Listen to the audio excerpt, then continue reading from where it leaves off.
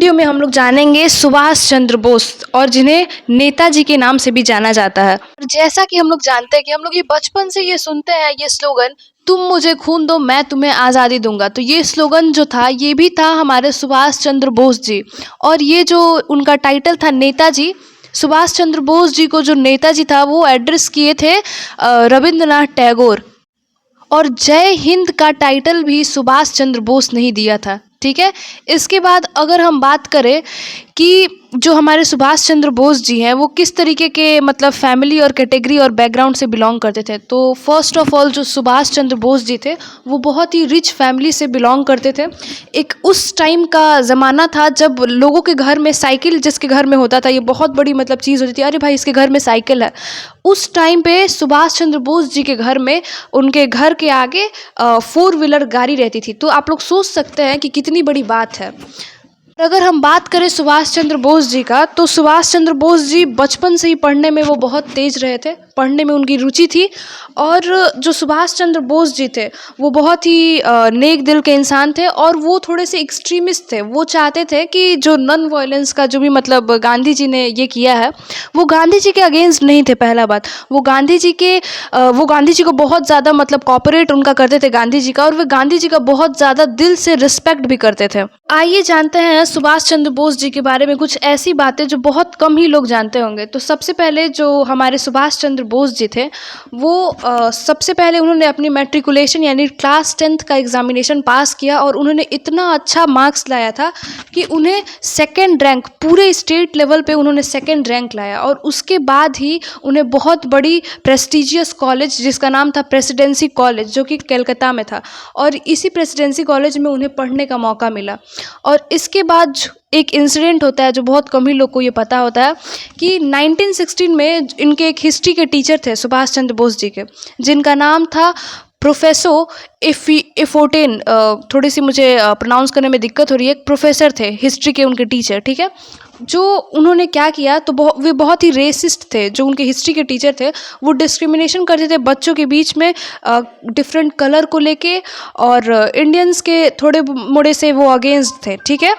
तो क्या हुआ कि एक दिन जो हिस्ट्री के टीचर थे बहुत सारे बच्चों ने उन्हें घेर लिया और कह सकते हैं कि मैन हैंडलिंग, जैसे कि कुछ धक्का मुक्का वगैरह जो बच्चे जो थे उन टीचर को मिल के उस समय उन्होंने किया, और उसमें जो थे हमारे सुभाष चंद्र बोस जी भी शामिल थे। तो इसके कारण क्या हुआ कि उन्हें स्कूल से निकाल दिया गया, आई मीन कॉलेज से निकाल दिया गया। और जो बच्चे थे, जो दूसरे बच्चे थे वो नेताजी के सपोर्ट में थे। जो सुभाष चंद्र बोस जी के जो बच्चे थे बहुत सारे सपोर्ट में थे कि और प्रोटेस्ट करने लगे। लेकिन उसके बाद क्या हुआ कि जो नेताजी थे, जो हमारे सुभाष चंद्र बोस जी थे, उन्हें एडमिशन मिला स्कॉटिश कॉलेज में, और फिर उन्होंने बीए फिलॉसफी से पढ़ाई की और उन्होंने बहुत अच्छे मार्क्स लाए। इसके बाद क्या होता है कि उनके जो पिताजी रहते हैं वो बोलते हैं कि भाई पैसे रुपए हैं ही हम लोग के पास, और तुम पढ़ने में भी इतने मतलब भगवान की कृपा से तेज हो, तो क्यों ना तुम इंडियन सिविल सर्विसेज, जिसे अभी हम लोग यूपीएससी के नाम से जानते हैं, तो क्यों ना उस समय जो वे इंडियन सिविल सर्विसेज के नाम से जाना जाता था। तो उनके पिताजी का ये सपना था कि मेरा बेटा आईएएस बने, ठीक है। तो फिर क्या हुआ कि जो हमारे सुभाष चंद्र बोस जी थे उन्होंने कहा कि ठीक है, और वो लंदन गए और 1 साल तक वहाँ पे जाके उन्होंने पढ़ाई किया।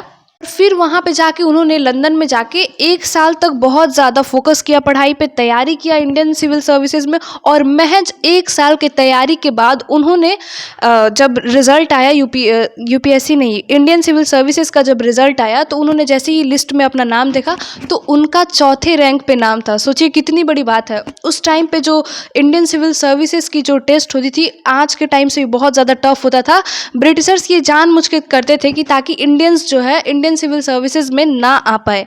तो इस तरीके से उन्होंने चौथा रैंक हासिल किया, 4th रैंक हासिल किया इंडियन सिविल सर्विसेज में। और उनके पिताजी और उनकी माता बहुत ज़्यादा खुश हुई। और फिर इसके बाद क्या हुआ कि जो उनके पिताजी थे उन्हें एक सोने की घड़ी गिफ्ट करते हैं। और ये बहुत बड़ी बात है कि उन्होंने मतलब इतना अच्छा एग्जामिनेशन निकाल लिया। लेकिन उससे भी बड़ी बात ये है कि उन्होंने अपने जो वे चाहते तो ट्रेनिंग कर सकते थे और इंडियन सिविल सर्विसेज में ज्वाइन भी कर सकते थे। लेकिन सोचिए आज लोग जो है कितने ज़्यादा पागल हैं यूपीएससी के पीछे। लेकिन उस टाइम में उस टाइम में उन्होंने उस एग्ज़ाम को क्रैक किया, लेकिन उसके बाद भी उन्होंने गिव अप कर दिया। क्यों? क्योंकि उन्होंने छोड़ दिया और कहा कि मुझे देश की सेवा करनी है, मुझे अपने देश में क्रांति लाना है और हमें आज़ादी चाहिए।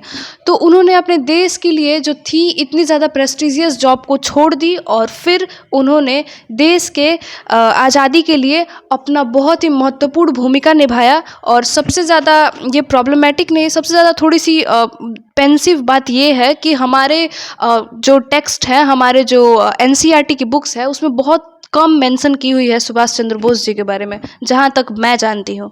बट स्टिल सुभाष चंद्र बोस जी एक बहुत बड़े मतलब लीडर थे और उन्होंने बहुत बड़ी भूमिका निभाई हमारे देश को आज़ाद करने में। वो यहाँ तक कि हिटलर और जर्मनी में भी गए थे हमारे देश के लिए, और हमारे देश का उन्होंने एक सैनिक को बनाया था और बहुत सारी ब्रिगेड भी उन्होंने बनाई थी। और वो गांधी जी को बहुत ज़्यादा सपोर्ट करते थे। भले गांधी जी किसी किसी वक्त पे ऐसा उन्होंने गांधी जी ने किया कि मतलब वो इनके अगेंस्ट में थे। एक इलेक्शन था, ठीक है, उस इलेक्शन में क्या हुआ कि सुभाष चंद्र बोस जी जीत गए थे, लेकिन उन्होंने कहा कि सुभाष चंद्र बोस जी जीते थे, लेकिन फिर भी गांधी जी नहीं चाहे थे कि सुभाष चंद्र बोस जी जो हैं वो प्रेसिडेंट यानी कि अध्यक्ष बने कांग्रेस का।